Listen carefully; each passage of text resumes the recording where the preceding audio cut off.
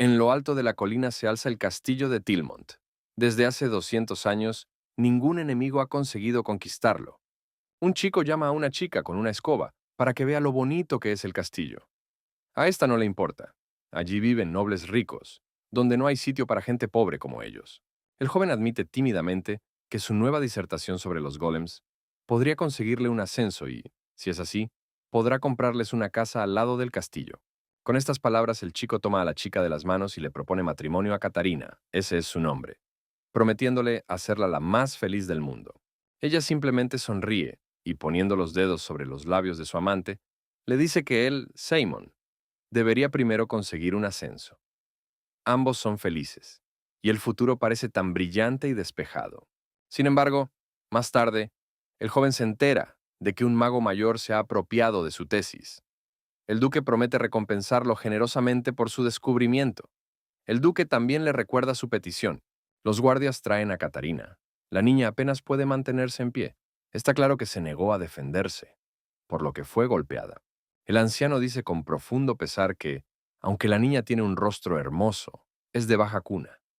De no ser por eso, habría vivido una vida completamente distinta.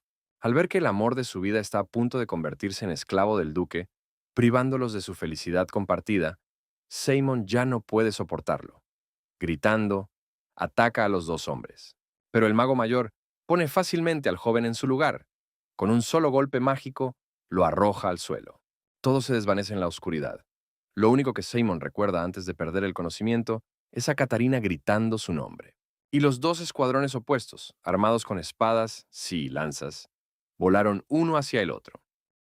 Simon intenta comerse una de las ratas para sobrevivir. Los guardias, al verlo, se burlan abiertamente de él. En ese estado, ni siquiera un mago puede hacerles nada. Uno de ellos le aconseja a Simon que ayude a invocar al golem, por lo que será perdonado del crimen. Pero el segundo guardia comenta que el joven se ha vuelto loco después de que su novia se suicidara, negándose a tener relaciones con el duque. Cuando se van, los guardias se dan cuenta de que ese día hay una cantidad inusual de ratas. Todas parecen estar esperando algo. Sin pensarlo dos veces, uno de ellos atraviesa a la rata con su lanza, queriendo comprobar qué estaba pasando. Sin embargo, rápidamente se arrepiente de sus acciones cuando ve un pentagrama brillante en el vientre del animal. Mientras tanto, el prisionero dibujó un pentagrama similar con sangre en el suelo de su celda. Al ver su resplandor, el segundo guardia corre hacia él y le ordena que se detenga de inmediato. Simon solo ríe, pues apenas ha comenzado. Disculpándose mentalmente con Catarina por su anterior debilidad, activa el pentagrama junto con las ratas que se encuentran en sus esquinas. Al segundo siguiente se oye una potente explosión y un enorme golem con forma de rata aparece en lugar de las ratas. Simon observa con indiferencia que los guardias tienen la misma expresión de asombro que Catarina aquel día. Finalmente, le pidieron que se presentara para hacerle pruebas.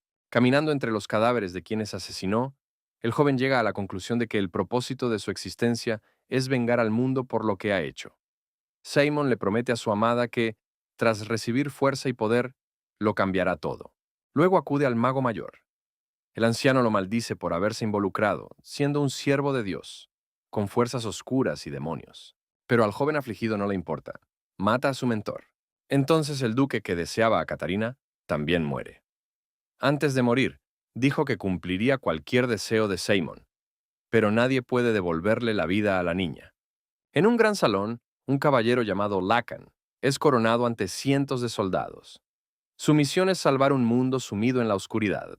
El ejército liderado por Simon, ahora llamado el Rey Demonio, trajo una destrucción sin precedentes a las tierras del Imperio Artain, mató a muchas personas y borró varios reinos y ducados de la tierra.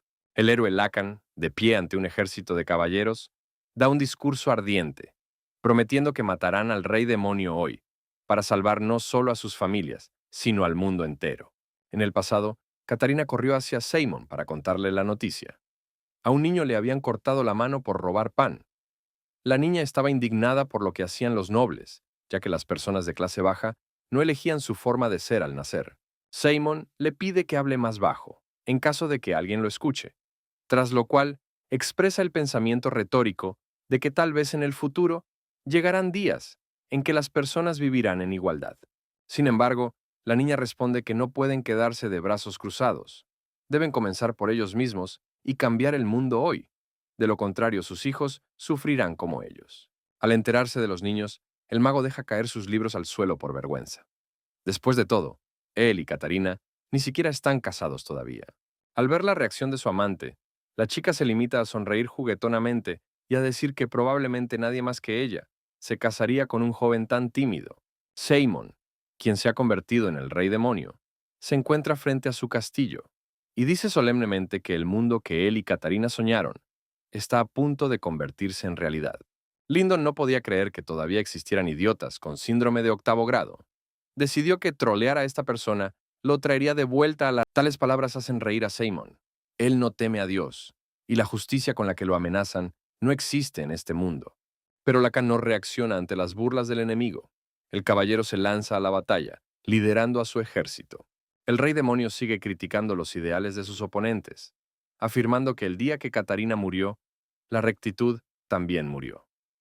Convocando a todo un ejército de golems, pretende demostrarle a su enemigo que en este mundo solo importa la fuerza. Enfurecido, Lacan mata fácilmente al enorme monstruo de un solo golpe. El joven se da cuenta con horror de que gracias a él, el reino de Libia, al que previamente había enviado innumerables ejércitos de golems, no cayó. Tras una larga batalla, solo ellos dos permanecieron en pie en todo el campo de batalla. El caballero rubio blandió su espada de dos manos contra el mago arrodillado. Al comprender que la muerte es inevitable, Seymour maldice a Lacan y a toda su familia. Sufrirán por no haberle permitido construir el nuevo mundo que él y Catarina soñaban. Al segundo siguiente, la cabeza del rey demonio cae de sus hombros con un solo golpe de su espada. En los últimos segundos de su vida, Seymour recuerda su relación con Catarina. La pareja se besa, y la chica le confiesa su amor, y que mientras su amado sonría, esté vivo y sano, ella será feliz. Todo se vuelve oscuro, pero en lugar de la muerte esperada, el joven se encuentra sano y salvo en la cama. No entiende por qué su cabeza sigue sobre sus hombros. No reconoce la rica habitación en la que se despertó y el enorme retrato de Lacan, colgado delante de él, lo hunde en un shock aún mayor. Se oye una voz desde la puerta. Un hombre mayor con bigote y monóculo llama a Seimon señor y exclama que finalmente ha entrado en razón. Corriendo a abrazar al joven, el hombre, aparentemente un sirviente, dice que ya no creía que volvería en sí. El amo no se había despertado durante 2 semanas. Sin embargo, Seimon no lo reconoce, lo que sorprende al sirviente y cae al suelo.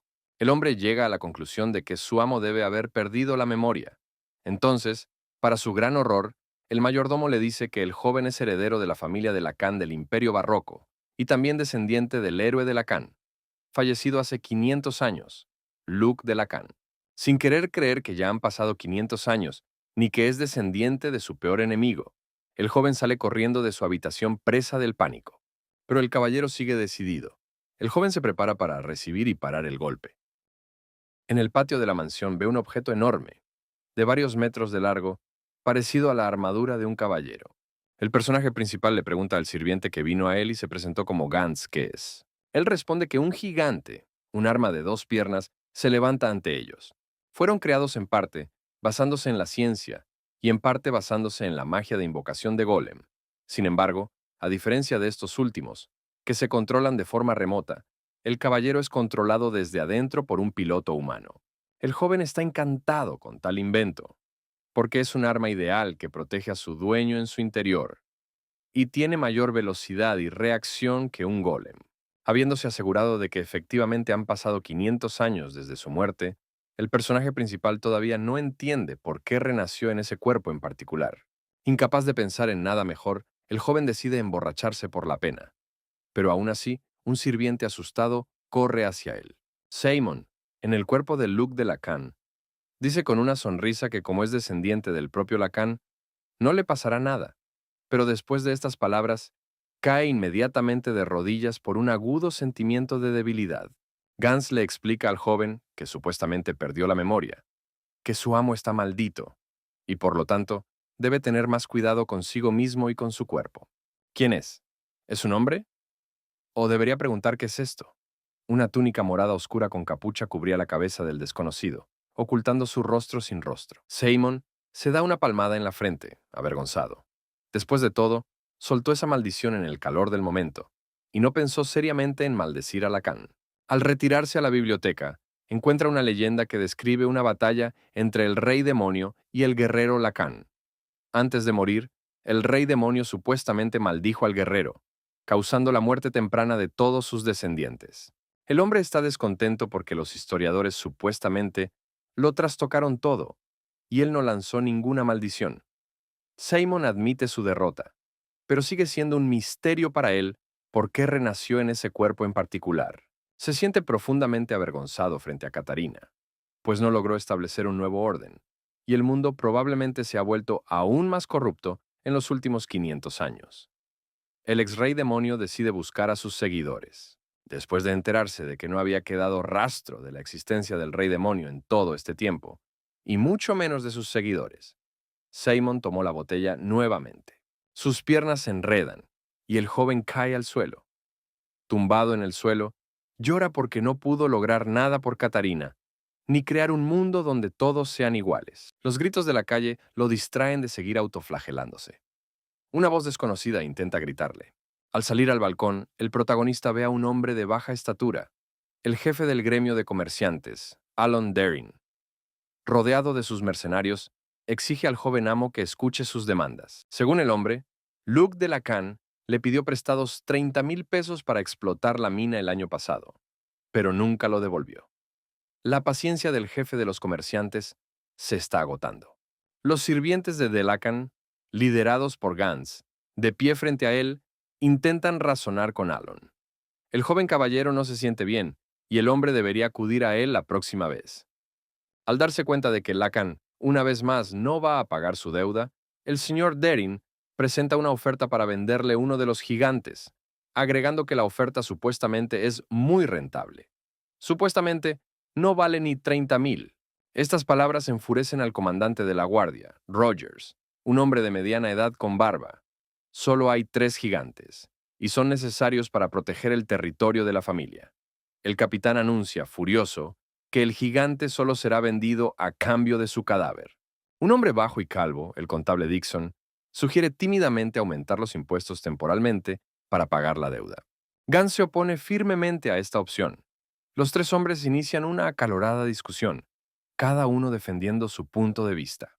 Al ver que la propuesta había llegado a un punto muerto y comprendiendo que tomar la propiedad de otro no le traería ninguna buena fama, Alon sugiere otra opción, señalando nuevamente con el dedo al gigante. El comandante Rogers quiso volver a estallar de ira, pensando que la conversación era otra vez sobre el gigante, pero Alon lo tranquiliza. No lo necesita a él, sino a la torre mágica que está detrás de él. El séquito de Delacan está en duda. Ceder la torre suena mejor que perder la protección. En el pasado, era una atracción turística, supuestamente debido a una maldición, pero ahora nadie la visita desde hace mucho tiempo. Con horror, el protagonista se da cuenta de que el héroe Lacan construyó su finca en el lugar de su castillo y que estamos hablando de una torre mágica que antes le pertenecía. Aunque el hogar de Simon en vida estaba lejos del castillo abandonado, donde más tarde se ubicó la torre del rey demonio, él y Catarina llegaron a este lugar para soñar. Según el comerciante, dado que el terreno alrededor de la torre pertenece a Alon, al adquirirlo podrá convertir nuevamente el lugar olvidado en un punto de referencia y de ese modo impulsar la economía de la región. Los sirvientes de Delacan encuentran lógicos estos argumentos y aceptan firmar el contrato y transferir la torre a la posesión del comerciante del gremio. Pero un Simon enfurecido interviene en las negociaciones. Al ver al joven caballero, Gans teme que vuelva a perjudicar su salud. Sin embargo, esta esperanza comenzó a desmoronarse ante nuestros ojos, debido a un niño de 12 años del mismo pueblo que el joven guerrero, que desafió a Creed a un duelo. Sin embargo, no quiere saber nada sobre la venta de la torre, porque significa mucho para él. El protagonista acusa al señor Derin de comprar tierras cerca de la propiedad de Delacan, y con el pretexto del turismo, querer asentar allí a su gente y ganar poder en la región. Asustado por la ira del joven, que resultó no ser en absoluto como lo habían descrito, Alon, queriendo salir victorioso de la disputa, intenta convencer a su interlocutor de que no tiene más remedio que venderle la torre, ya que la familia de Lacan no tiene medios para pagar sus deudas. En un ataque de emoción, Simon promete que pagará al comerciante toda la deuda junto con los intereses en 10 días, después de lo cual lo expulsa de su propiedad. Pareciera que cualquier otra persona habría visto frustradas sus esperanzas y se habría dado por vencida, quejándose de la injusticia de la vida. Pero este hombre decidido, los sirvientes quedan gratamente sorprendidos por las palabras de su amo, porque el joven no solo fue capaz de descubrir los planes insidiosos del comerciante, sino que también defendió el honor de su dinastía. El comandante Rogers, con lágrimas en los ojos, admite que nunca pensó que el joven caballero estuviera tan preocupado por el destino de la finca, y en su feroz negativa vio el rostro del propio héroe Lacan, el fundador de la familia. Una reacción tan emocional solo hace que el protagonista se enoje aún más. Si fuera por él, se convertiría nuevamente en el rey demonio, por culpa de personas como ellos. Mientras tanto, Gantz está interesado en cómo el protagonista planea pagar una suma tan grande. Por 30,000 pesos, puede comprar 10,000 sacos de trigo o un gigante nuevo del último modelo. A lo que el personaje principal responde que si no tienen buenas ideas, entonces deberían hacerse a un lado y observar en silencio cómo él resuelve todos sus problemas. Sin embargo, después de examinar su patrimonio, Seymour llega a la decepcionante conclusión de que las finanzas de la familia de Lacan están en mal estado. La mansión se está cayendo a pedazos y necesita reparaciones. El joven se pregunta cómo la dinastía que derrotó al rey demonio puede ser tan pobre. Acusa a los sirvientes de probablemente robar todo el dinero del tesoro. Gantz se apresura a asegurarle a su amo que no es así. Tras derrotar al rey demonio, Lacan recibió el título de marqués y una hermosa propiedad al sur del reino de Libia. Pero pronto el duque Baroque se rebeló. Lacan intentó resistirse y restaurar la justicia, pero fue derrotado por la maldición. Tras lo sucedido, el otrora héroe fue despojado de su título y exiliado a las afueras del reino, donde murió repentinamente. La familia de Lacan pudo sobrevivir durante 500 años solo gracias a la dedicación de sus miembros, cada uno de los cuales estaba dispuesto a arriesgarlo todo por el honor de su familia. Ryan levantó una ceja ligeramente sorprendido y sonrió débilmente, recordando cómo el joven había intentado anteriormente, sin éxito, dominar la técnica y finalmente había renunciado a ella. El propio Luc de Lacan había caído en coma unas semanas antes, en un intento similar por restaurar el honor familiar. Tras terminar la historia, el mayordomo promete que hará todo lo posible, incluso dar su vida, para saldar la deuda. Cada vez que moría y renacía, el joven perfeccionaba incansablemente la técnica del corazón de la bestia, bajo la guía de Ryan. Al día siguiente, para increíble horror y consternación de todos los sirvientes, la estatua del héroe Lacan que antaño se alzaba en la plaza de la finca desaparece. Mientras todos están distraídos por la desaparición de la estatua, Gantz intenta con entusiasmo encontrar a Luke entre la multitud. El guardia que llegó corriendo trajo consigo más noticias. Junto con la estatua de Lacan había desaparecido uno de los caballeros de su guarnición. Tal vez el enemigo le había tendido una emboscada. El mayordomo intuye que el joven caballero está tramando algo, pero no puede alcanzarlo gritando. Mientras tanto, un carro tirado por 2 caballos avanza por el bosque. El personaje principal está sentado en el carro, y junto a él hay una estatua de Lacan. El conductor pregunta tímidamente si puede hacerle una pregunta al caballero, pero el protagonista, nuevamente con una botella de alcohol en la mano, se interesa por la identidad del conductor. El hombre recuerda modestamente que se llama Philippe y que es uno de los caballeros de la familia de Lacan. Philippe quiere recordarle al joven que la estatua tiene 500 años de historia. Incluso fundiéndola, no podrán conseguir la cantidad completa que necesitan. Simon responde que 500 años de historia no pueden alimentarse a sí mismos, y añade que vender la estatua es solo una parte de su plan. El caballero inicialmente se calma cuando se entera de que están actuando según algún plan, pero el protagonista inmediatamente dice que planea ganar el dinero que obtenga de la venta de la estatua en el juego. Tras oír esto, Philip detiene repentinamente el carro y expresa su preocupación. No le gusta el plan. Jamás accedería a algo así. El caballero sugiere que el joven caballero regrese antes de que sea demasiado tarde. Queda la inevitable lucha con este loco psicópata, cuyas manos están manchadas con la sangre de muchos de los compañeros de nuestro héroe. El protagonista agrega que él personalmente no enfrentará un castigo severo, ya que es un niño, Pero Philip estará en problemas. Probablemente será despedido y expulsado de la mansión por aceptar participar en esta arriesgada empresa. El auriga comprende que el joven caballero lo ha puesto en una situación desesperada. No tiene más opción que ayudar al heredero de Lacan en su arriesgada empresa. Philip se da cuenta de que Luc de Lacan ha cambiado mucho desde que despertó del coma y se ha convertido en un auténtico demonio. Después de un tiempo, los dos chicos llegan a un puerto marítimo, donde pasan de un carro a un barco y emprenden un largo viaje con la estatua. El destino final de su viaje es la ciudad de la Mer. Al llegar el protagonista, la noche ya ha caído sobre la ciudad y las calles brillan a la luz de numerosos faroles. Felipe y Simón venden la estatua con éxito, aunque a un precio bajo para los estándares del caballero. El joven ordena a su sirviente que le muestre el camino al establecimiento de juego. El protagonista recuerda que en su vida pasada este lugar estaba deshabitado debido a un kraken que aterrorizaba las aguas cercanas. Pero con el desarrollo de la magia y la tecnología, Lamer se convirtió en un lugar popular para los comerciantes y ha estado en constante cambio y desarrollo desde entonces. Actualmente, es la segunda región más grande de todo el imperio. Pasando por las ruidosas filas de comerciantes, Simon y su sirviente finalmente llegan a un establecimiento lujoso, una casa de juego. Antes incluso de entrar en la sala, Philip está entusiasmado con el próximo juego y no entiende cómo el joven caballero mantiene una indiferencia tan tranquila, pero el personaje principal le asegura que lo más importante en el juego es su actitud y enfoque en los negocios. Pasa un tiempo. Simon pierde otra apuesta a las cartas. A su lado hay dos hermosas chicas. Sus rostros reflejan compasión por el joven. Parece que la suerte lo ha abandonado hoy. Simón se queda sin fichas para el juego y le ordena a Philip que cambie todo el dinero restante por ellas, a pesar de las protestas de este último. Este siniestro barquero intenta quebrantar la voluntad del joven y atraerlo hacia su abrevadero a la deriva. Al mirar sus cartas, el oponente se alegra. Tiene full house y parece que ha ganado. El hombre ya se había embolsado las ganancias cuando Simon lo detuvo de repente. Resultó que tenía una escalera real, que es una combinación ganadora. El protagonista sonríe y dice que la belleza del póker reside en los giros inesperados.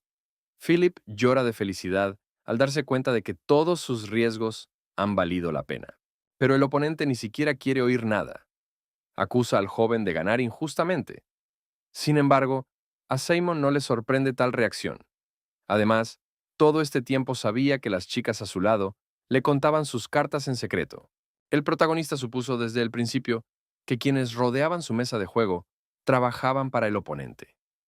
Fingiendo ser un perdedor, Simon retrasó la partida para poder tocar cada carta y dejar una huella de maná en ellas. Un mago capaz de controlar golems no tiene problema en manipular cartas con maná.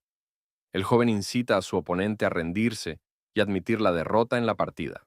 Pero en lugar de eso, los espectadores reunidos a su alrededor, los secuaces del hombre, sacan sus armas y se apresuran a atacar.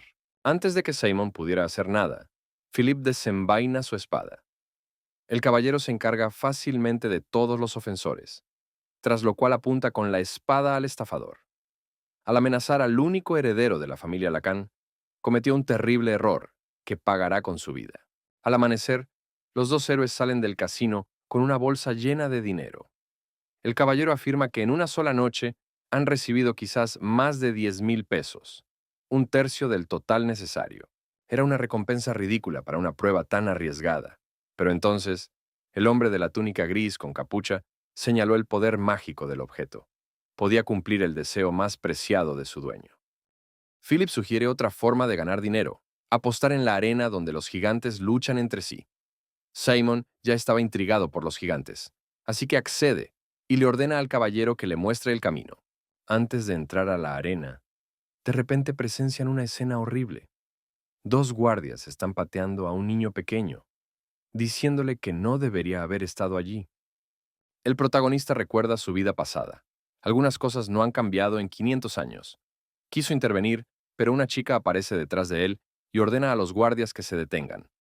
La chica desconocida está indignada por lo sucedido. ¿Qué derecho tienen a golpear al niño? Él también merece protección. Al mirarla, Simon la reconoce como Catarina y se queda paralizado de la sorpresa. Mientras tanto, los guardias explican que solo actúan por orden del conde, ya que la población de la ciudad está indignada por la cantidad de refugiados. La joven se señala a sí misma. Si ser un refugiado es una violación de la ley, entonces ella, la princesa del reino del Volga, debería ser castigada primero, ya que ella misma era una refugiada. Mientras la princesa discute con los guardias, Simon le pregunta a Philip si la conoce. Este último asiente con la cabeza. La princesa reina es ampliamente conocida, tanto en el reino del Volga como más allá por su cuidado de las personas de origen humilde, pero de su hogar solo quedan ruinas. Esta técnica fue literalmente sufrida por el hombre hasta la muerte. Por lo tanto, los compañeros prefirieron no perder el tiempo y decidieron luchar de nuevo. Mientras el joven intenta comprender lo que sucede, los guardias agarran bruscamente a Reina del brazo, ordenándole que no interfiera en su trabajo. De lo contrario, también será castigada. Simon no iba a quedarse de brazos cruzados viendo cómo trataban a la princesa con tanta rudeza. Inmediatamente derriba al guardia, golpeándolo sin piedad. Ahora es el turno de la niña de llevar al extraño a un lado. Le pide que deje de pelear y le toma la mano. Philip se enfrenta al segundo guardia, quien estaba a punto de atacar al joven por la espalda, amenazándolo con un cuchillo. Refunfuñando, el hombre toma a su compañero del brazo y se marcha. Al llamar a la niña Catarina, el protagonista corre hacia ella con disculpas, queriendo saber si todo está bien con ella. Sin embargo, Reina se asusta ante tal reacción y pide al extraño que no se acerque a ella y al niño. El personaje principal intenta presentarse. Le parece que Catarina no lo reconoce porque se ve diferente en su nueva vida. Pero la princesa interrumpe bruscamente al joven. No sabe quién es Catarina y cree que el uso de la fuerza no distingue a Simon de los guardias que acaban de golpear a la niña. Mientras Philip pone excusas a su amo, el joven recuerda cuántos años sufrió en soledad, sabiendo que Catarina no podría regresar. Y ahora cedió a las emociones simplemente porque conoció a una chica similar a ella. El mayordomo de la princesa reina, Víctor, aparece en la calle gritando. Ha estado buscando a su ama por todas partes, quien ha desaparecido a pesar de un asunto importante. Al ver a dos desconocidos cerca de ella, les pide que no se acerquen y no molesten a la princesa. Molesto, Simon ignora las palabras del mayordomo y le reprocha a Reina no haberle agradecido su ayuda, pues hizo una buena acción y la salvó de los guardias. Sin esperar su respuesta, se da la vuelta y camina hacia la arena con Philip. Mientras tanto, en la arena, la lucha entre los gigantes está en pleno apogeo. Dos tipos se abren paso entre la gente cautivada por el espectáculo y se sientan en los bancos de los espectadores. Todas las apuestas de Simon pronto resultan ganadoras. Philip queda impresionado por la facilidad con la que su amo adivina al ganador. Sin embargo, al ser un mago talentoso, el protagonista ve fácilmente el flujo de maná en los cuerpos de los participantes, y así determina cuál de ellos es más fuerte. El caballero cree que cualquiera puede predecir el próximo combate. Sting, que solo tiene una victoria en 9 batallas, y Savage, que solo ha perdido 2 en 30 combates, se enfrentarán en la arena. El comandante salió de sus aposentos, y al ver a un hombre de pelo corto y rojo, le ordenó que consiguiera grebas, un escudo y una daga. Comienza la pelea. Sting bloquea con éxito todos los golpes de Savage, a pesar de las expectativas del público. Savage está impresionado por la técnica de su oponente, pero cree que Sting no es rival para él. Con un golpe demoledor, le corta el brazo al gigante. Simon está confundido y no entiende por qué el piloto de Sting nunca ha utilizado el mana que tiene en abundancia. Cred no rechazará esta gran bendición: ganar fuerza, superar todas las pruebas y convertirse en caballero. El joven está lleno de determinación. Ya no le caben dudas. Todo el escuadrón está listo para luchar contra el bando contrario. Los guerreros están bien entrenados y siguen a su líder. El capitán de cabello castaño se puso su equipo preparado y lideró resueltamente a la unidad de Chusma, decidido a ganar esta vez. Después de este tiempo, ya no tiene ninguna razón para retrasar la batalla. Con la ayuda de un hechizo de explosión de fuego, literalmente incinera al salvaje. Mientras el estadio se alegra por la victoria del caballo oscuro, Simon no puede creer que el gigante haya usado magia justo ante sus ojos. Creed repelió cada ataque, aplastando a un oponente tras otro. Memorizó todo con precisión y entrenó incansablemente para llegar a su enemigo jurado. Sin embargo, no es esto lo que molesta a Simon, sino el hecho de que esto es imposible sin el uso de magia oscura. Después de todo, Él personalmente inventó esa magia como el rey demonio. Tratando de descubrir cómo es esto posible, el personaje principal y su caballero llegan al hangar donde se reparan a los gigantes y se los prepara para los duelos. En el hangar se encuentran nuevamente con la princesa reina y su mayordomo, quien regaña a su amante por aceptar batirse en duelo con el gigante de cierto conde, a pesar del hecho de que el gigante de su familia, Mir, está en malas condiciones. La muchacha responde que el duelo es la única manera de salvar a los refugiados del hambre, incluso si pierde, y tiene que casarse con él. Víctor, sin embargo, está indignado por tal respuesta. Reina está dispuesta a sacrificarse a sí misma y a su futuro por el bien de los demás sin dudarlo. Pero ¿quién cuidará de ella? Simon, todavía molesto por su encuentro anterior, se da la vuelta y comienza a salir del hangar. Pero escucha las palabras de un mecánico que trabaja en el hangar. Cree que Reina se vende como esclava y que el conde es un hombre cruel que ya ha amenazado a los refugiados. Sin la ayuda de la princesa, les espera un destino poco envidiable. El mecánico le pide a la muchacha que escuche las palabras de su mayordomo, porque el gigante es claramente inferior en características al gigante del conde Monac, incluso si reemplazan la piedra de maná por una nueva. La princesa reina rompe a llorar desconsoladamente. Lo comprende todo, pero no puede rendirse sin intentar desafiar al conde. ¿Quién, sino ella, defenderá a los débiles? Antes de que pudiera regocijarse por su victoria sobre el muro inexpugnable, llegó un ataque desde una dirección inesperada. Víctor les bloquea el paso, desenvainando su espada. Últimamente se encuentran con este joven con demasiada frecuencia. Cree que es un asesino enviado por el conde. Reina baja la espada de su sirviente. Se disculpa con Luke por la reacción de su mayordomo y, entre lágrimas, suplica ayuda. Simon pasa junto a ellos en dirección al gigante, mirándolo con atención. El mecánico que observa esto pone los ojos en blanco. Arreglar gigantes, ser un mago de acero, es toda una profesión. Y algún otro noble que piensa que es el más inteligente no podría con esta tarea. Philip pone su mano sobre el hombro del mecánico y le ofrece apostar 1000 pesos a que su amo puede realizar esa tarea. Pero el enemigo de aspecto extraño decidió que esta batalla no valía la pena. Se dio la vuelta y comenzó a alejarse. El caballero no tiene tiempo de responder antes de que Simon golpee su palma con la espada, cortándola hasta que sangra. Al segundo siguiente, ante el asombro de quienes lo rodean, invoca un pentagrama mágico con su sangre y ordena al gigante que se levante. El personaje principal recuerda su pasado, como de la misma manera convocó y revivió enormes y poderosos golems. Los ojos del mundo brillan de nuevo. Simon logró arreglarlo. El gigante de metal vuelve a funcionar, como si nada hubiera pasado. Mientras Philip se alegra y canta odas a su maestro, todos los demás miran al Luc de Lacan con incredulidad. Nadie puede revivir un cristal mágico muerto, y lo que acaba de hacer es un acontecimiento histórico. El mecánico, que lo vio usar sangre para revivir al gigante, acusa al joven de usar magia negra. El caballero estaba a punto de defender el honor de su amo en la batalla, pero el protagonista responde que el mecánico está equivocado y que esta es una técnica mágica que se ha transmitido en la familia Lacan durante 500 años y se mantiene en secreto. Sea como fuere, la princesa reina agradece a Luke su ayuda. Sus acciones salvaron muchísimas vidas. La chica también se disculpa por lo sucedido. El joven lo niega diciendo que no es nada, pero Reina saca su pañuelo y pide que le dejen curar su herida. La celebración temprana se ve interrumpida por el grito de uno de los sirvientes de la princesa. Justo antes del duelo, el piloto del mundo, Andrei, ha huido y no se le encuentra por ningún lado. Anteriormente se le había visto en el campamento del conde Monac. Probablemente, el conde logró atraerlo a su bando. Mientras tanto, el propio conde cena en un lujoso comedor. Un sirviente le informa que la princesa se ha quedado sin piloto, pero de alguna manera logró revivir a su gigante.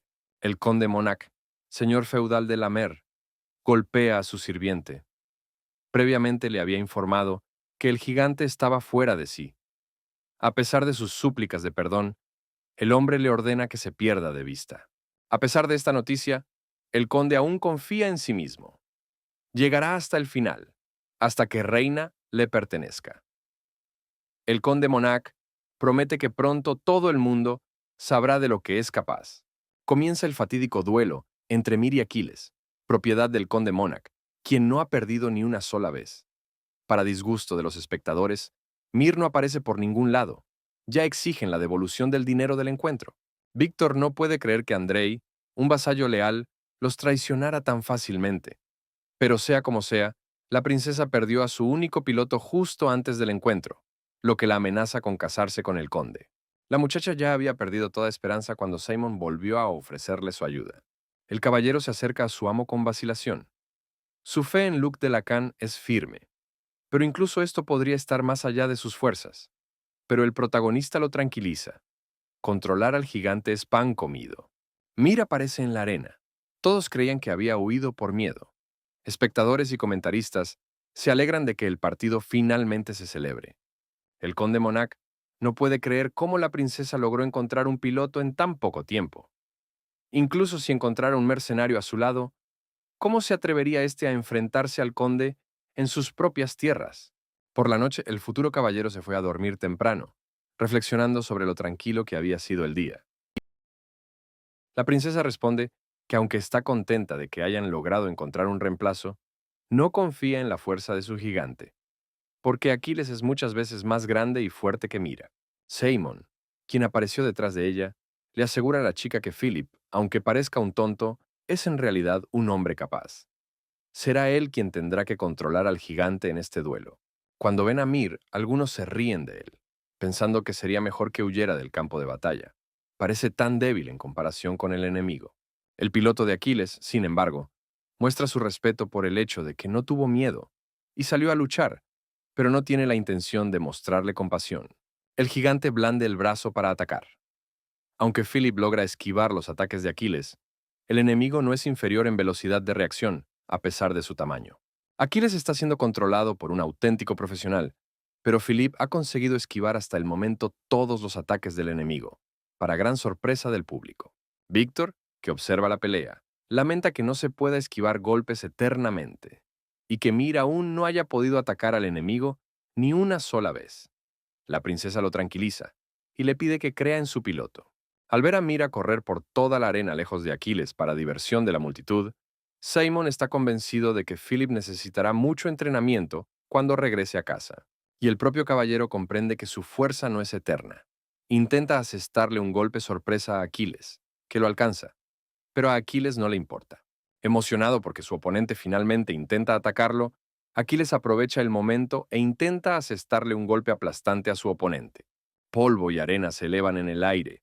El gigante del conde Monac ya se prepara para ver al derrotado Mir, pero él se encuentra frente a él sano y salvo. Hay un aura alrededor de Philip. Bromea diciendo que lo obtendrá del tío Rogers en casa. Pero por el bien del joven amo, debe mostrar su verdadera fuerza. El piloto de Aquiles está encantado de que el oponente sea tan joven, pero ya tiene un aura poderosa y está ansioso por una pelea con un oponente realmente digno. El enfurecido conde Monac lo llama a través de un enlace de video. Está descontento porque su piloto aún no puede hacer frente a un oponente tan débil y lo amenaza con consecuencias si no gana el duelo. El hombre asustado que controla a Aquiles se lanza inmediatamente a la batalla cuando recibe la orden. Sin embargo, un segundo después, el gigante de la princesa reina se disuelve de nuevo en el aire. Aquiles pierde el brazo. Reconoce la técnica ultra rápida del piloto del mundo. No es otro que el maestro de la técnica de la espada fantasma, el Caballero Negro, una vez el campeón absoluto de la arena, que desapareció sin dejar rastro hace unos 3 años. Aquiles ha caído y las gradas se alegran. El ganador es Mir, el gigante de la princesa reina. Los espectadores corean el nombre del nuevo campeón con éxtasis. En ese momento, el piloto de Aquiles le dice a Philip que nunca pensó que volvería a encontrarse con el Caballero Negro. Hacía 3 años que se conocieron en la arena real. El Caballero Negro responde que aparece donde se necesita su ayuda y le pide cortésmente a Aquiles que no revele su secreto a nadie. Él accede. Después de este duelo, el conde lo despedirá de todos modos. El mayordomo de Reina comienza a llorar de alegría y la muchacha consuela al anciano con una sonrisa. Al ver el rostro feliz de la princesa, Simon abandona el podio. Ha hecho su trabajo. Ahora, con mayor razón, necesita cobrar el premio porque apostó por Philip con una cuota de 21-1. Tras apostar los 10,000 que había ganado durante su estancia en la Mera, el protagonista ganó un total de 210,000 pesos. Resultó que ganar dinero era facilísimo. Es el turno de los chicos de irse a casa. En el puerto, la princesa Reina y Víctor los despiden. La muchacha les agradece sinceramente su ayuda y lamenta no poder agradecer de ninguna manera a Luc de Lacan y a su caballero. Simon se vuelve hacia Philip con una enorme bolsa de dinero al hombro y le dice que no hay necesidad de eso. El joven admite que le gustaría quedarse aquí más tiempo, pero después de todo lo que han hecho aquí, será mejor que regresen a casa lo antes posible. Simon le aconseja a Reina que haga lo mismo. El conde Monarch probablemente esté fuera de sí de rabia y no se detendrá después de perder. La princesa lo entiende todo a la perfección, pero con una sonrisa responde que es testaruda y que no abandonará a su gente así como así. Esta respuesta y la determinación de Reina por ayudar a la gente impresionan al protagonista. Se dan la mano, deseándose buena suerte, y esperando que sus caminos se crucen nuevamente algún día. El segundo muro que nuestro héroe encontró es la muerte invisible. Podrá sobrevivir si puede sentirla. O Simon responde que sin magos que entiendan a los gigantes, no podrán controlarlos y no pueden arreglarlos solos. Mientras tanto, Alan Daring está saqueando la propiedad de Delacan, llevándose muebles y objetos de valor de allí, a pesar de las protestas de los sirvientes y vasallos, porque en lugar de pagar la deuda, Luc Delacan simplemente desapareció en dirección desconocida. Philip aparece detrás del mercader, presentándose como el caballero personal de Luc. Alan le pregunta qué hace allí y por qué ha venido sin su amo. En lugar de responder a estas preguntas, Philip le dice a Alan que el joven maestro le dio algo, concretamente numerosos cofres y cajas llenas de tesoros y monedas de oro, dinero que Luke le debía. El comerciante no puede creer que Delacan haya podido devolver la suma total en tan solo unos días. Esto significa que ya no puede reclamar sus tierras. Alon, confundido, se ofrece a quedarse en la mansión y esperar a Luke Delacan. Sin embargo, Philip, o mejor dicho, su joven amo, estaba preparado para tal reacción de Lord Daring. El caballero sacó una carta escrita a mano por Luke y la leyó. En la carta, el protagonista menciona estatutos y leyes. Tras haber cobrado su deuda, Alon ya no tiene motivos para estar en territorio extranjero. Si el señor Daring no abandona inmediatamente la finca de los Delacan, será declarado criminal y ejecutado. Asustado, el comerciante abandona inmediatamente la finca y le devuelven el oro. En lugar de gratitud, Felipe se enfrenta a la ira de sus vasallos, que exigen que el caballero les diga dónde él y el joven maestro colocaron la estatua del héroe Lacan y dónde, de hecho, se encuentra el propio Lucas. Mientras tanto, el personaje principal regresó a su torre mágica después de 500 años de ausencia. La torre, aunque abandonada, es lo único que le recuerda a Simon a Catarina y los días que pasó con ella. Al llegar a la biblioteca, abre una de las puertas con un hechizo. Esta se abre obedientemente para el dueño de la torre.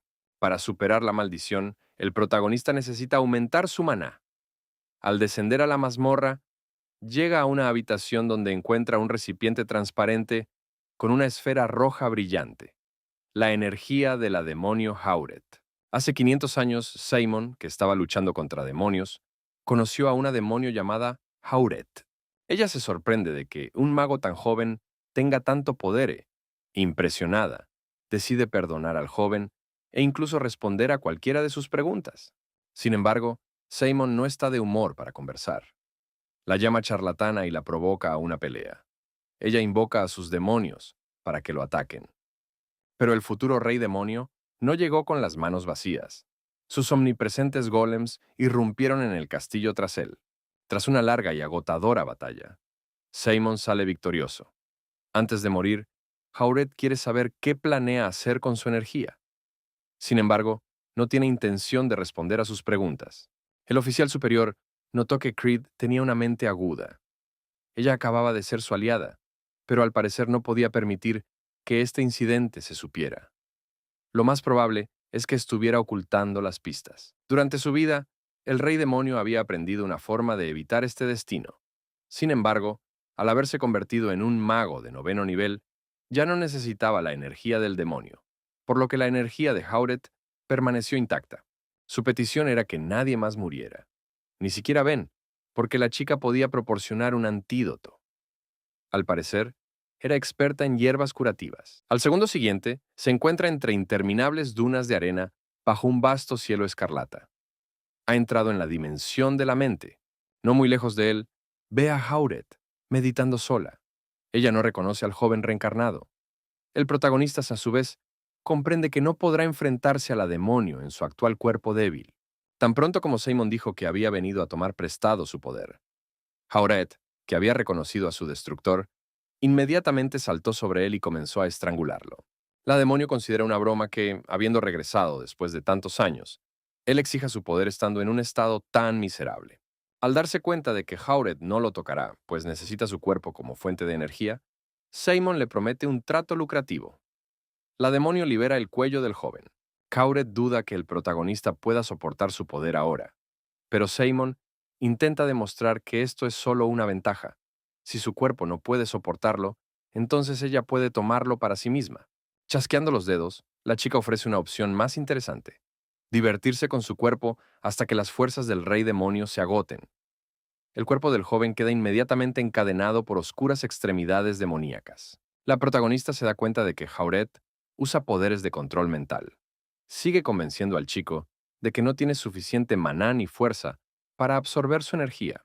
Reuniendo sus fuerzas, Simon se libera de su agarre y, para sorpresa de la demonio, desaparece. Habiendo crecido en tamaño, el tipo le recuerda siniestramente a la ahora pequeña e indefensa demonio que ha alcanzado el 9º círculo de magia oscura y que las técnicas de control mental no pueden quebrarlo. Al volver a su estado original, ambos se toman un respiro. Jauret admite estar asombrada de que Simon haya logrado alcanzar el 9º nivel de magia tras su encarcelamiento. Pero la chica sigue dudando. Ni siquiera con semejante poder podría cambiar el mundo. Pero el protagonista dice que aún no ha terminado. Intrigada por la determinación de su captor, Jauret se acerca a él. Sus poderes solo alcanzan el 7º nivel de magia, así que tendrá que lidiar él solo con la destrucción del mundo. Aceptando la promesa de Simon de que completará su misión, se fusiona con él, dándole su fuerza y energía. Mientras tanto, en la habitación, Ryan y Liam tuvieron otra pelea, causada por un chico rubio con el pelo corto que se quedó dormido. Al darse cuenta de que Jauret podría apoderarse de su cuerpo en cualquier momento y que las probabilidades estaban de su lado, Simon quiere estar a la altura de las expectativas de la demonio que le dio el regalo. Llegar al 9º nivel no será fácil, así que hay que intentarlo. El joven llega a una gran sala con un círculo de piedras en el centro. Durante 500 años, la sala estuvo vacía en su ausencia. Sin perder tiempo, como en los viejos tiempos, el protagonista pide ayuda a sus gólems de piedra. Ahora podrá lograr su objetivo. Mientras tanto, en la mansión de la Mer, el conde Monac interroga al piloto de Aquiles, Milon. El conde sospecha que Milón está en una conspiración con la princesa reina, ya que perdió una batalla tan obvia, donde la ventaja estaba de su lado. Jurando lealtad a Monac y temiendo por su vida, el piloto se apresura a decirle que el Mir alguna vez fue pilotado por el famoso Caballero Negro. Entonces Crate, empapado por la lluvia, entró en la tienda, quejándose de que no era la primera vez que los tratos fracasaban y que si las cosas continuaban así, él mismo comenzaría a creer en la maldición. Al salir de la habitación, el señor de la Mer se encuentra con uno de sus agentes. Descubrió que la princesa reina no abandonó la ciudad y se quedó con los refugiados. Él da orden a sus caballeros de encontrar, a cualquier precio, al hombre que pilotó el mundo y averiguar dónde vive. Furioso, el conde necesita ver personalmente a este joven y ver si es una amenaza para sus planes. El protagonista se encuentra al borde de un acantilado y contempla sus dominios. A pesar del caudaloso río y las tierras fértiles, la otrora rica tierra de los lacanos se está quedando desierta. La gente se marcha. Asentamientos enteros están siendo abandonados. A punta de espada, Simon le pregunta a Dixon, el contable, ¿cómo pudo haber sucedido esto? Él, temblando de miedo, jura que no es culpa suya y que está haciendo todo lo posible. El joven caballero responde que, si por él fuera, lo colgaría públicamente en la plaza central como ejemplo. Pero previamente había sabido que, debido al talento de Dixon, muchas familias más exitosas y ricas estaban dispuestas a contratarlo, y Dixon rechazó otras ofertas y se fue a trabajar para Delacan. Las mejillas del contador se pusieron rojas. No niega que es un verdadero profesional en su campo, que conoce las ciencias matemáticas y sabe resolver problemas. Según Simon, ese es precisamente su problema. Con estas palabras, empuja al hombre desprevenido al borde del precipicio. Se desploma, gritando. El protagonista lo sigue hábilmente. Al pie del acantilado, Dixon descubre un barrio marginal donde la gente se muere de frío y hambre. El hombre no puede creer que sean residentes del condado. Según sus cálculos, esos barrios marginales no deberían existir. El escuadrón de reconocimiento ha comenzado su misión. Su objetivo es explorar las posiciones avanzadas, lo cual constituye una oportunidad ideal para practicar la alerta y la precaución en un entorno constantemente amenazado. Inspirado y asustado a la vez, Dixon corre inmediatamente hacia la gente y les anuncia que ha sido enviado por la familia de Lacan y que les ayudará a preparar todo. Casi todo el escuadrón se burló del comandante del escuadrón Escoria, considerándolo un tonto inútil que se aferraba a su puesto únicamente gracias a sus combatientes. Mientras tanto, el resto de los sirvientes de Luke interrogan a Philip. Están descontentos porque permitió que el joven amo vendiera la estatua del héroe de Lacan y provocara una pelea en la casa de juego. El capitán Rogers le pregunta a Philip si alguien reconoció a Luke de Lacan durante su viaje. Felipe al principio responde con seguridad que su señora ha mantenido el anonimato, pero luego recuerda que el propio caballero decía con orgullo su nombre a desconocidos. Gans también está muy disgustado. La reputación de la familia Lacan está manchada, y el conde Monarch es pariente lejano del emperador y una persona extremadamente vengativa. Puede invadir fácilmente su territorio y provocar una guerra. Simon, quien escuchó la conversación, interviene. Le molesta que los sirvientes se preocupen tanto por su reputación que estén dispuestos a hacer la vista gorda ante la injusticia y la villanía de otros nobles. Rogers intenta explicarle al joven maestro que su ejército es demasiado débil para enfrentarse a los demás y que los errores de Luke podrían costarle caro. Sin embargo, Simon se desquita con el capitán. ¿Realmente recibió su título de caballero por complacer a los aristócratas y no por su valentía y sentido de la justicia? Además, mientras sus vasallos tiemblan por la reputación de la finca, la gente del condado se muere de hambre y abandona estas tierras. El personaje principal no piensa tolerar esto por más tiempo, y si alguien no está de acuerdo con él, tiene derecho a irse. Simon está satisfecho con el desempeño de Philip durante su viaje a la Mer. Piensa considerarlo como candidato para el puesto de capitán de los caballeros, en reemplazo de su tío Rogers. El joven caballero propone resolver el asunto con un duelo entre ambos. El ganador se convertirá en capitán. Philip se niega a pelear con su tío y mentor, pero Rogers le devuelve la sonrisa. Después de perder la memoria, Luke de Lacan no ha tenido la oportunidad de ver las habilidades del capitán en acción, y con gusto las demostrará. Algún tiempo después, los dos caballeros se encuentran en la arena. A pesar del nerviosismo de Philip, el capitán está claramente serio y se prepara para sacar su espada. Sin embargo, hay demasiados oponentes y muchas flechas perforan el cuerpo del chico de cabello castaño, provocándose. Sin embargo, el joven caballero pronto se recompone y se carga de maná. Philip advierte a su rival que se ha vuelto más fuerte que antes. Zigzaguea alrededor de Rogers mientras carga, intentando asestarle un golpe sorpresa. El capitán sonríe y comenta con aprobación que su sobrino parece haber mejorado mucho. Philip salta en el aire detrás del capitán, con la espada lista, pero Rogers agarra fácilmente a su estudiante por la nuca, diciéndole que todavía necesita entrenarse para convertirse en el protector de la familia de Lacan.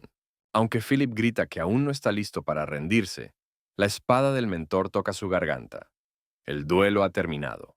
Al observar las habilidades del capitán de su guardia, Simon queda seriamente impresionado por sus habilidades. Los caballeros, liderados por el capitán Rogers, regresan al entrenamiento. El protagonista los observa pensativo. Simón no puede creer que Philip haya perdido contra él tan fácilmente. Dada la habitual falta de habilidad, Creed lo habría tenido difícil, pero este luchador demasiado confiado claramente subestimó su fuerza. La despreocupación que resulta de subestimar al oponente a menudo conduce a la derrota. A pesar de esto, el joven caballero dice que Philip debería comenzar a entrenar duro, porque quiere que el joven se convierta en su caballero personal. Se había dado el primer paso. Sin la menor objeción por parte de los combatientes, el mando del destacamento de reconocimiento pasó al capitán del escuadrón de la chusma. Al mirarlos, el protagonista piensa que la familia de Lacan tiene algunos de los mejores guerreros del mundo y llega a la conclusión de que la razón del estado actual de cosas se encuentra en otra parte. De vuelta en la mansión, Simon ordena la venta de todas las reliquias familiares. Gans se enfurece al enterarse, pues tal acto es una falta de respeto a la familia de Lacan. El sirviente le exige una respuesta, pero la respuesta es simple. El héroe de Lacan murió hace 500 años. Ahora no puede ayudarlos de ninguna manera. Además, debido a vasallos como Gantz, que se aferran a las viejas costumbres, su familia está ahora en decadencia. El mayordomo intenta discutir. No se trata de eso, sino de la maldición del rey demonio que acecha a su familia. Simon no quiere ni oír hablar del tema. En su opinión, los sirvientes simplemente culpan de todos sus fracasos a una maldición inexistente. Además, planea superar a su antepasado. Y si Gantz quiere seguir defendiendo principios obsoletos, entonces el protagonista se asegurará de que ya no sea parte de la familia. Al quedarse solo, Gantz llora. Su amo ha cambiado tanto y literalmente ha crecido en sus brazos. El mayordomo ve la razón de estos cambios drásticos en la maldición del rey demonio, y Luc de Lacan ha estado visitando su torre con frecuencia últimamente. En el pasillo, Simon se encuentra con Philip. Este cree que el caballero es demasiado cruel con Gantz, pero el protagonista simplemente le resta importancia. Cambiando de tema, el joven le pregunta a su caballero si ha completado la tarea. Philip, asustado, le pide que hable más bajo. De repente, Gantz lo oirá. Pronto ambos llegan a una mazmorra húmeda y se acercan a una de las celdas. Tras las rejas de acero, Simon ve a un hombre encadenado. Aunque parece muerto, el joven siente una energía que emana de él. El mago debe haber alcanzado al menos el quinto círculo, o incluso superior. Acercándose al hombre, el protagonista le pregunta qué hace el mago de hierro, el único en todo el feudo, en prisión. Al reconocer la voz de su amo, el prisionero no puede creer que el joven haya venido allí por él. Debido al descuido del mago, Luc de Lacan había perdido el conocimiento al intentar controlar al gigante. Culpándose por lo sucedido, el hombre se declaró en huelga de hambre, por lo que Gantz tuvo que encerrarlo a la fuerza en esta mazmorra. Simon dice que el mago no tiene la culpa de lo ocurrido, y no tiene por qué autoflagelarse, pero está seguro de que lo ocurrido podría haberse evitado si hubiera estado más atento, no dispuesto a perdonarse a sí mismo. El prisionero pide ser castigado con todo el peso de la ley. Tomando la espada de manos de Filipo, Simon la levanta para atacar sin más. Esperando una muerte rápida, el hombre se sorprende al descubrir que en lugar de su cabeza, el joven ha cortado los grilletes de acero que lo sujetaban. El protagonista declara que el mago es demasiado útil como para que se lo lleven. Lo condena a ser leal a Luc de Lacan por el resto de sus días, prometiendo que, de ahora en adelante, trabajará al límite de sus fuerzas y soñará con la muerte. Después de esto, Philip le arroja una bolsa llena de monedas de oro al ex prisionero. La siguiente orden del joven maestro es poner en orden la torre mágica, comprar tomos mágicos y equipo para reparar a los gigantes con el dinero que le dieron. El mago comienza a llorar, creyendo que no merece tanta indulgencia y bondad del joven maestro.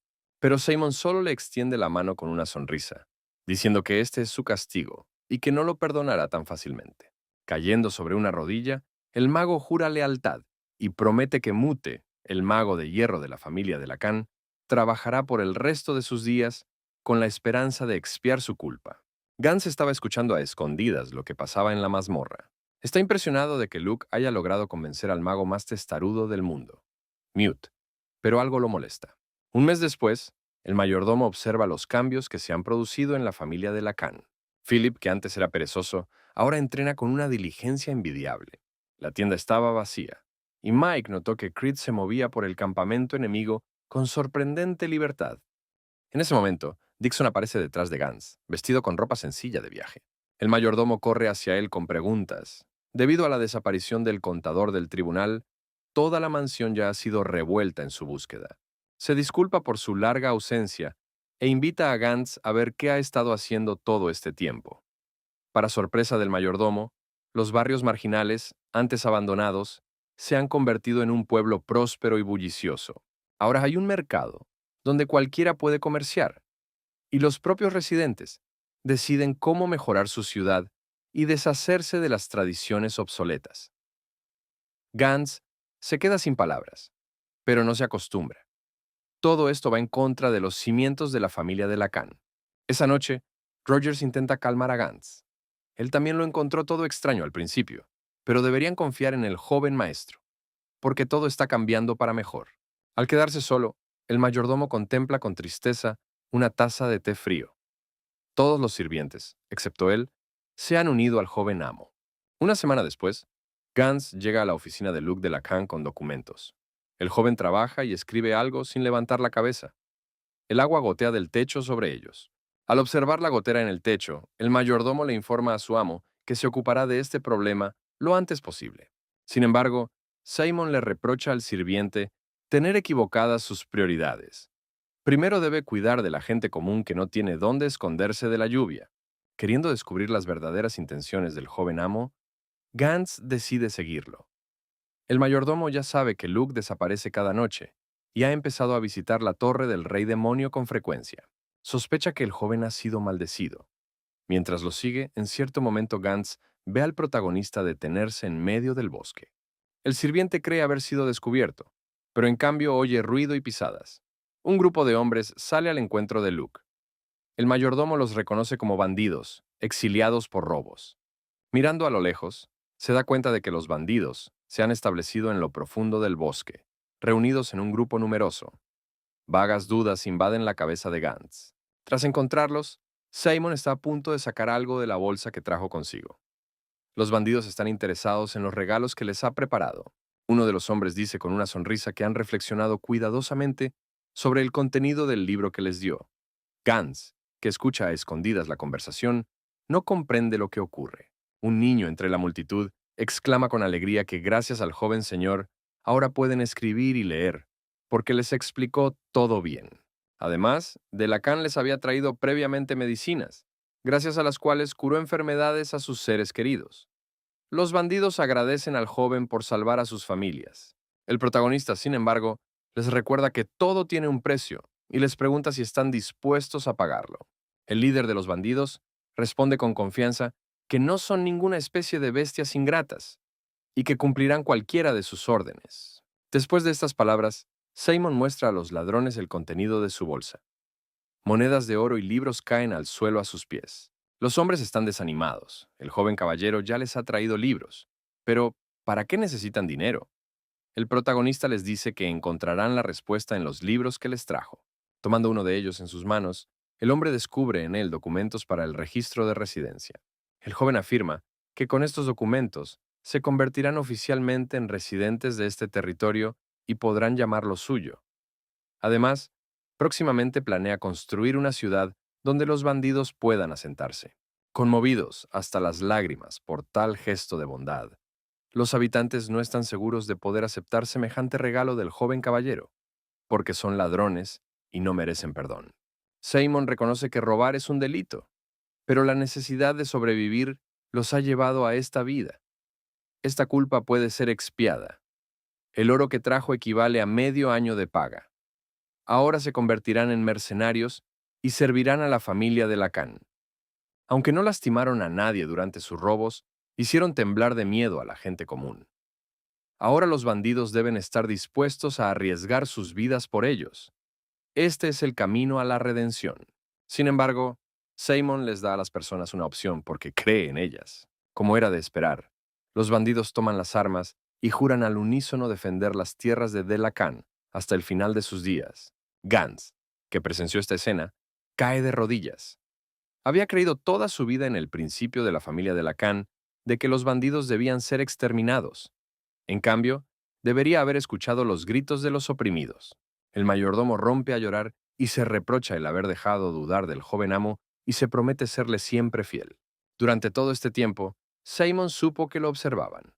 Al ver su reacción de reojo, pensó con satisfacción que Gantz finalmente dejaría de observarlo y bajaría la guardia.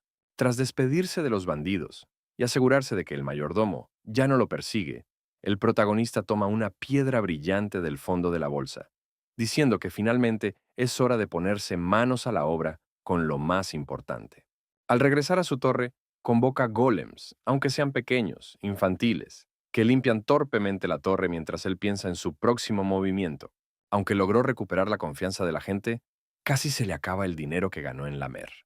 Necesita urgentemente encontrar una fuente de ingresos estable. Con una sonrisa maliciosa, llama a los golems, sosteniendo una piedra mágica en sus manos. Tiene planes para ellos.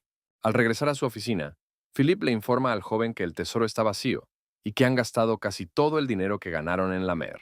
Simon pregunta qué pasa con la mina que querían explotar antes, pero también aquí recibe una respuesta decepcionante. Después de examinar el territorio, los caballeros no pudieron encontrar nada. El protagonista no entiende por qué le asumieron una deuda tan grande a Alon para una empresa tan desesperada. Philip responde que no tenían otra opción. Era temporada de vacas flacas. Y Luc de Lacan entró en coma, así que se aferraron a cualquier clavo ardiendo. Mientras observaba el mapa que tenía frente a él, Simon notó una esquina en blanco. Le preguntó al caballero qué había allí y por qué los caballeros no habían inspeccionado el lugar. Con voz temblorosa, Philip le cuenta al joven maestro que hay una cordillera llamada Roquia. El lugar está plagado de monstruos, y por muchos caballeros que envíen allí, todos deben regresar. El sirviente intenta disuadir al protagonista de ir allí a hacer un reconocimiento, pero en vano. Ya sonríe con anticipación. Al llegar al lugar, el personaje principal está convencido de que lo que dijo Philip no era una mentira. Su camino está bloqueado por toda una pandilla de monstruos. Además, Simon señala que monstruos de diferentes regiones se mueven juntos. Lo más probable es que se hayan unido deliberadamente para poder luchar contra los humanos. Los enemigos se lanzan al ataque de inmediato. El protagonista logra esquivar el primer ataque en su dirección. En ese momento, Casey llamó a las bestias para que la atacaran. Su carne de piedra resiste con facilidad los golpes de sus oponentes, y los monstruos caen al suelo uno tras otro por sus puños. La lucha transcurre como un reloj, para deleite de Simon. Las piedras mágicas no lo decepcionaron. Lyndon notó que ya habían llegado refuerzos y que podían intentar unir fuerzas. La chica le pidió que distrajera al monstruo hacia sí mismo y que ella atacaría desde el otro lado. Entre la multitud, el protagonista observa a un ogro enorme con una cicatriz en la cara. Al parecer, es su líder. Con algo de ayuda de la magia, Simon salta sobre los hombros del ogro y le lanza un hechizo de control mental, subordinando su voluntad a sí mismo. El joven declara que su líder es ahora su siervo. Obedientemente, deponen las armas. Ordena a los monstruos restantes que le traigan a sus líderes si no quieren perder la vida. Simon entonces somete a los demás monstruos. Finalmente, es el turno del líder Goblin. Se retuerce de dolor mientras el mago le lava el cerebro. Ella, como la mayor en rango, sospechaba que él podría hacer algo inesperado, pero ni siquiera se le había ocurrido. ¿Quién era él, este hombre misterioso? Al principio, los monstruos simplemente se miran confundidos, sin saber qué responder. Pero el líder Goblin recientemente subordinado no le dice a Simon que le mostrará el camino. Después de un rato lo conduce a un pasaje discreto en la roca, sembrado de piedras. Los monstruos que acompañan a Simon tiemblan de miedo, sintiendo claramente algún tipo de peligro que emana de este lugar. Pero el protagonista no es de los que se asustan. Con un golpe mágico, se abre paso a la cueva. Parece la entrada de una mina. Al ver la vacilación de los monstruos, les permite no ir con él si prometen no atacar a la gente y vivir en paz mientras esperan sus próximas órdenes. Sin perder un segundo, los monstruos agradecidos y alegres huyen, dejando a Simon solo. En un pasado lejano, los humanos eran una de las civilizaciones tecnológicamente más avanzadas, por lo que buscaban subyugar a otras razas. Para los humanos, el rey demonio que destruyó reinos era pura maldad, pero para otras razas era un salvador. Sentado en su torre, Simon dio la bienvenida a representantes de otras razas, proporcionando a los monstruos desfavorecidos nuevos territorios donde vivir. Un día, un enano acudió a él, y no un enano cualquiera, sino el más anciano de todos. El sirviente de Simon estaba indignado por su confianza en sí mismo, pero el propio rey demonio estaba impresionado de que un representante de la civilización tecnológicamente más avanzada hubiera venido a conocerlo. Yendo al grano, el invitado inesperado le dice a Simon que no le gusta el hecho de que las personas, habiendo adquirido tecnologías, aunque no las más avanzadas, estén destruyendo innumerables ecosistemas. A cambio de destruir a los humanos, el enano promete mejorar el castillo del rey demonio con su tecnología. Simon le pregunta a su interlocutor si no es la misma persona a la que el invitado pide destruir. Pero en respuesta, el enano solo se ríe fuerte y cordialmente. No es un hombre, sino el rey demonio. Volviendo a los acontecimientos actuales, el protagonista, antorcha en mano, estudia una mina abandonada, admirando la tecnología de los enanos que una vez trabajaron aquí. La mina está llena de depósitos de mineral precioso. Si se puede reanudar el trabajo aquí, el condado se enriquecerá. En un momento dado, observa que el desarrollo de la mina parece haberse detenido abruptamente y que las criaturas que trabajan allí han huido, abandonando su costoso equipo. Algo anda mal aquí. Pronto queda claro por qué los monstruos tenían tanto miedo de este lugar. Un enorme gusano, el verdadero dueño de esta mina, aparece bajo tierra. Al ver la actitud agresiva del monstruo, Simon convoca a los golems a la batalla. Mientras los dos gigantes de piedra frenan los ataques del gusano, el mago lo golpea con una llama oscura. Pero pronto la confianza en sí mismo del protagonista desaparece en un instante. Su hechizo, aunque es de bajo nivel, no deja rastro en la superficie del gusano. Aún más enojado, el gusano vuela hacia el joven con la boca abierta y llena de dientes afilados. El protagonista habría muerto de no ser por el golem que protegía a su amo. El monstruo invocado golpea al gusano, haciéndolo caer al suelo. Desafortunadamente, esto fue lo último que el golem pudo hacer. El gusano literalmente aplastó al monstruo de piedra con su cuerpo. Además, tras matar al golem, el monstruo absorbió los minerales que lo componían. Nuevas púas brillantes crecieron en la cabeza del gusano, fortaleciendo al ya peligroso monstruo. Después de que nuestro héroe aprendió las lecciones de Liam, los chicos comenzaron el entrenamiento, durante el cual el joven rubio continuó dando consejos y comentarios, pero el gusano bloquea fácilmente su camino. La retirada es inútil. Además, si no hubiera rastros de un monstruo tan enorme en el bosque, y solo vive en esta mina, entonces el gigante sería inútil aquí. No lo dejarían entrar a la mina.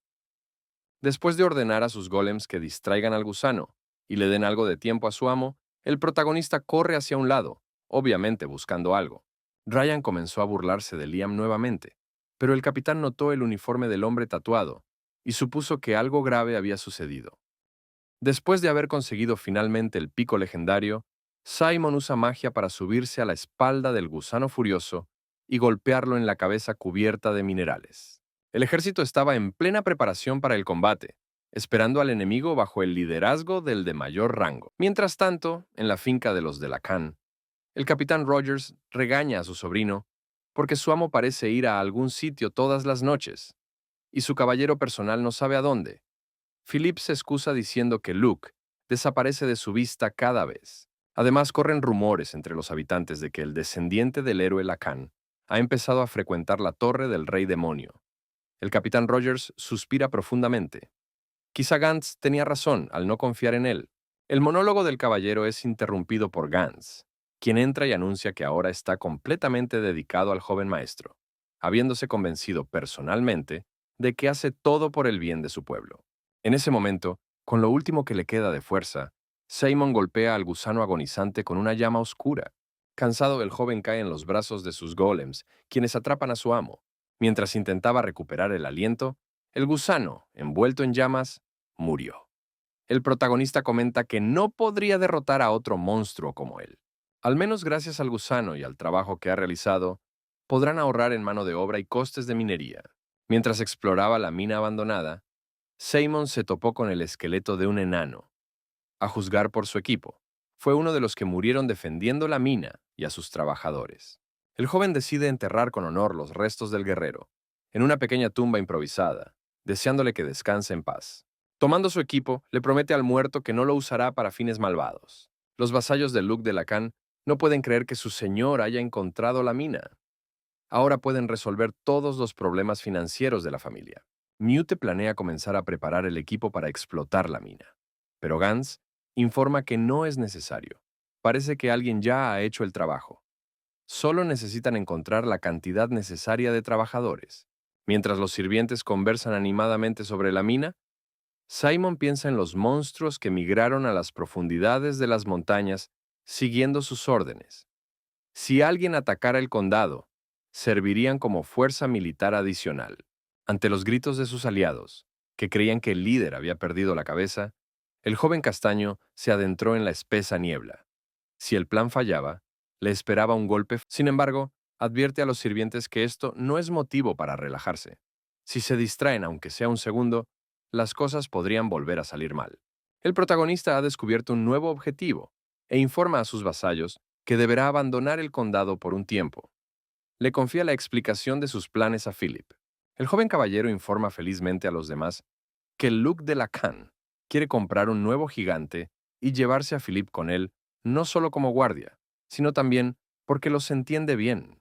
El sobrino es interrumpido por su tío, ¿Quién sino el capitán de la guardia podría proteger al joven amo en el camino? Todos comienzan a discutir. Dixon está seguro de que tal asunto no se puede realizar sin un contador, y Mute no entiende cómo es posible comprar un gigante sin la participación de un mago de hierro. El protagonista emprende un viaje. En un carruaje tirado por 2 caballos y conducido por Rogers, Seymour y Philip conversan. Philip no deja de hablar ni un segundo, hablando con entusiasmo de gigantes. El joven amo está cansado de su charla, y solo una reprimenda de su tío logra que el caballero se calle. Simon está convencido de que llevarse a Rogers con él fue una buena idea. De repente, una enorme máquina parecida a un tren sobre ruedas aparece en el camino del carruaje. El conductor detiene bruscamente a los caballos. El protagonista pregunta qué pasó, y Rogers responde que su camino estaba bloqueado por un tren de carretera, un carruaje impulsado por energía mágica. Es muy caro, pero puede transportar cargas pesadas, y es más poderoso que cualquier carruaje. Un hombre sonriente sale al encuentro de Delacan y sus sirvientes. Se sorprende de que, al parecer, esta sea la primera vez que ven un tren de carretera. El hombre se presenta como un comerciante ambulante de comida gourmet de la compañía Shade. Simon está confundido, porque es la primera vez que oye hablar de ellos, pero el hombre le resta importancia. Acaban de empezar su carrera. El comerciante intenta averiguar quién es el personaje principal y a qué familia pertenece, pero el joven le niega este papel. Acaban de conocerse y no tiene intención de decirle su nombre al extraño. Si eso hace más fuerte al comandante, estará dispuesto a morir tantas veces como sea necesario. Al quedarse solo, el comerciante, cuyo verdadero nombre es Tissel, saca un papel con retratos de aristócratas. Todos están tachados, excepto Luc de Lacan, el siguiente objetivo. Durante más de 200 días, el líder de la turba había estado repitiendo lo mismo. Era hora de comprobar la eficacia de sus habilidades. Ni Philip ni Rogers creen que el hombre que conocieron fuera un comerciante. Si hubieran empezado a trabajar, no habrían tenido dinero para un tren de carretera. Simon no dice nada, pero tampoco le agradan los extraños. La carga en el tren de carretera irradiaba maná. De repente, Tissel emerge de entre los arbustos. Los saluda con una sonrisa y les pide permiso para unirse a ellos. Pero el personaje principal no se deja engañar. Ve muchos mercenarios armados detrás de él y sarcásticamente le dice al comerciante que no tiene lugar para tanta gente. El comandante entró en un estado de frenesí. Quería seguir poniéndose a prueba una y otra vez. Llegó a un grupo de enemigos que lo rodean. El joven se da cuenta rápidamente de que no son mercenarios o bandidos comunes y corrientes. Repelen los ataques de Rogers y se defienden en la batalla. Perdido en sus pensamientos, no se da cuenta de cómo uno de los atacantes intenta atacarlo por la espalda. Solo gracias al capitán el personaje principal se mantiene con vida. Simon no tiene ninguna duda de que fueron atacados por caballeros bien entrenados, ya que pudieron rodear a Rogers y perseguirlo. El falso comerciante solo ríe con sarcasmo mientras observa la batalla. En cuanto dice que Luke debería rendirse, una enorme sombra se cierne sobre los héroes. Un gigante los observa desde arriba, la misma carga que anteriormente exudaba maná en el tren de carretera. Al darse cuenta de que la situación es desesperada y ordenar a sus vasallos que cierren los ojos, Simon lanza un hechizo que provoca un poderoso destello de luz. Los caballeros enemigos quedan inmediatamente ciegos y gritan, aunque sea temporalmente. Aprovechando el momento, el trío intenta escapar del campo de batalla. Tissel ordena a sus matones que los detengan, pero no ven nada. Los hombres se quejan de que no les dijeron nada sobre la capacidad del noble para ejercer magia. El asesino le grita a Simon que seguramente lo atrapará y lo matará. Hace 5 siglos, nació un genio sin igual en el mundo. Un niño criado en una familia campesina pobre, a los 9 años logró derrotar a una banda de 12 ladrones que asaltaron su casa, armados únicamente con un atizador. El personaje principal simplemente les ordena que se callen y sigan corriendo. Es poco probable que oponentes tan serios, armados con un gigante, los dejen en paz tan fácilmente. Y efectivamente otro grupo de caballeros salta del bosque cercano. Después de asegurarle a Simon que estarán bien, Philip y Rogers dicen que atraparán a los asesinos y que el joven maestro debe huir. Dejados solos, los caballeros de la familia de Lacan ya no se dejan frenar por nada en sus poderes. Con la ayuda del maná, se lanzan a la batalla, mostrando a sus enemigos todo lo que son capaces de hacer. Cualquiera que se atreva a atacar la vida y el honor de la familia de Lacan enfrentará represalias. Mientras tanto, hay un terrible incendio en la Mer. La princesa reina observa, cómo arden las casas. Víctor dice que el fuego es tan fuerte, como si alguien le hubiera prendido fuego y lo hubiera cubierto todo con aceite. El ataque de la espada de Liam fue más rápido que el del hacha de Ryan, y el comandante escapó por poco de la muerte. Pero fueron interrumpidos de nuevo por un hombre canoso con tatuajes. Víctor toma de la mano a la sorprendida mujer y la aleja del fuego. La princesa se encuentra en medio de una ruina carbonizada, de lo que solía ser una calle de la ciudad. Hay víctimas del incendio por todas partes. Los niños lloran por sus padres muertos y hay gritos de ayuda por todas partes. Al ver semejante imagen, a la niña se le llenan los ojos de lágrimas. Se repite a sí misma que lo siente y pide perdón. El conde Monac, acompañado de sus caballeros, bloquea el paso de Reine. Saluda a su futura esposa y le cuenta que estaba entrenando cerca. Cuando la niña pregunta qué tipo de entrenamiento se puede realizar de noche, el hombre responde con una sonrisa que ahora entrenan de noche para la seguridad de los habitantes del pueblo. Los guardias, sonrientes, sostienen antorchas encendidas. Agarrando a la sorprendida princesa por la barbilla, le dice sin más preámbulos que ella es la culpable del sufrimiento de los refugiados debido a su comportamiento. Se aleja riendo. Reina no puede hacer más que llorar con odio en los ojos. Nunca perdonará al conde por lo que hizo. Simon sigue corriendo. Cree que es necesario comenzar los preparativos para la guerra de inmediato, ya que el enemigo ha preparado gigantes. Son ellos quienes le bloquean el paso. Junto a ellos, se encuentra con Thistle y un grupo de caballeros.